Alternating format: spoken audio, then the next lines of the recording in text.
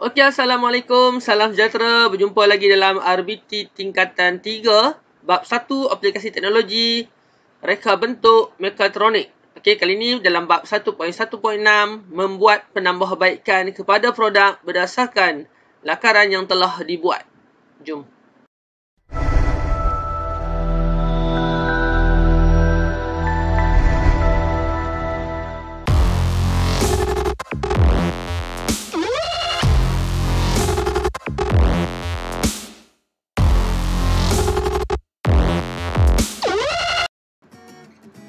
Okey, kita akan tengok.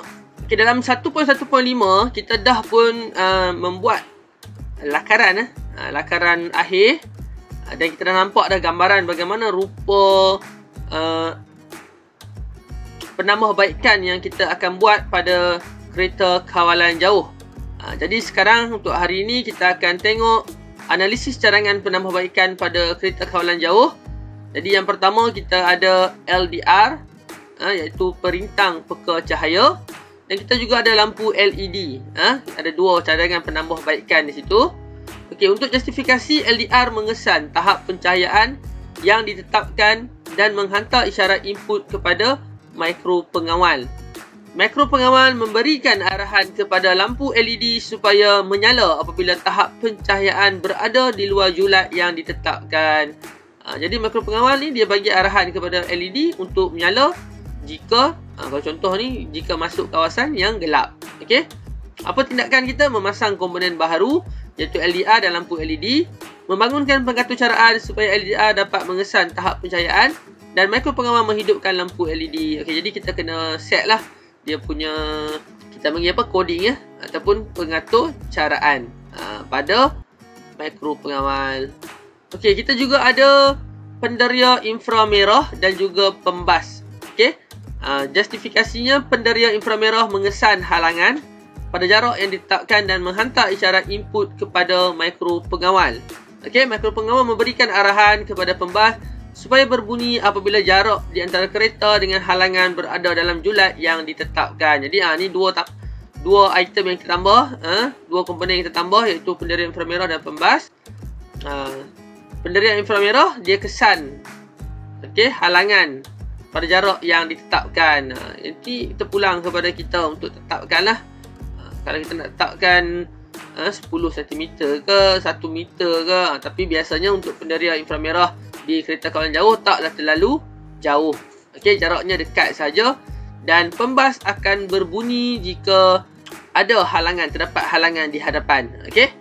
Okey, tindakan kita memasang komponen baru iaitu penderia inframerah dan pembas, membangunkan pengaturcaraan supaya penderia inframerah dapat mengesan halangan, dan mikro pengawal memberhentikan motor arus terus serta menghidupkan pembas secara serentak. Ingat, bukan sekadar bunyi tapi dia juga menghentikan motor arus terus. Secara automatik kereta akan berhenti jika ada halangan di hadapan. Okey, tindakan kita tadi adalah pasang dan buat pengaturcaraan.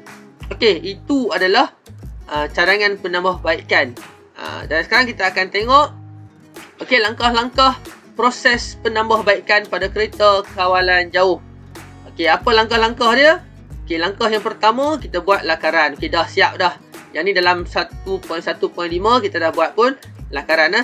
Lakaran perlu menitikkan berat elemen dan prinsip elemen dan prinsip reka bentuk serta memenuhi kehendak pengguna. Ada kesilapan nota sikit di situ. Perlu menitik beratkan elemen dan prinsip reka bentuk. Okey. Yang ni kita dah belajar semasa tingkatan 1. Okey. Yang kedua, memilih bahan.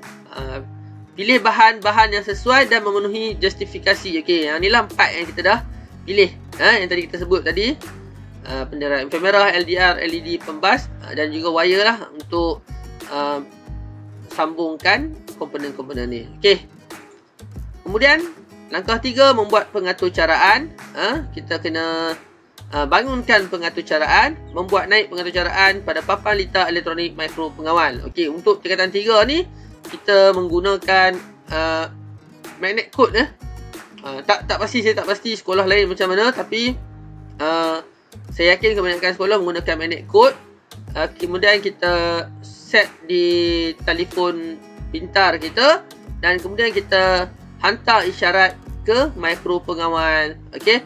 Saya pasti semua sekolah ada buat amali menggunakan produk kereta kawalan jauh. Okey. Yang seterusnya kita tengok langkah yang keempat, iaitu membina dan memasang. Okey. Kemudian kita membina dan memasang semua komponen. Okey, utamakan faktor keselamatan. Okey. Dan yang kelima, kita buat kemasan. Membuat kemasan yang bersesuaian untuk menjadikan reka bentuk lebih menarik dan selamat. Kemasan ni tujuan dia supaya menarik dan selamat. Tapi tujuan utama tu biasanya untuk menarik lah. Kita nak warnakan ke, kita nak letak stiker ke. Okey, itulah kita sebut sebagai kemasan. Okey. Dan keenam, produk akhir. Membuat penilaian kefungsian pada produk. Okey, untuk penilaian kefungsian kita akan masuk dalam bab 1.1.7 iaitu subtopik terakhir untuk bab 1 tingkatan 3. Okey, jadi teruskan nanti bersama lagi saya nanti. Okey, itu saja untuk bab 1.1.6, ringkas sahaja. Jumpa lagi di bab 1.1.7. Okey, jangan lupa tekan butang subscribe. Itu saja dari saya. Assalamualaikum. Bye bye.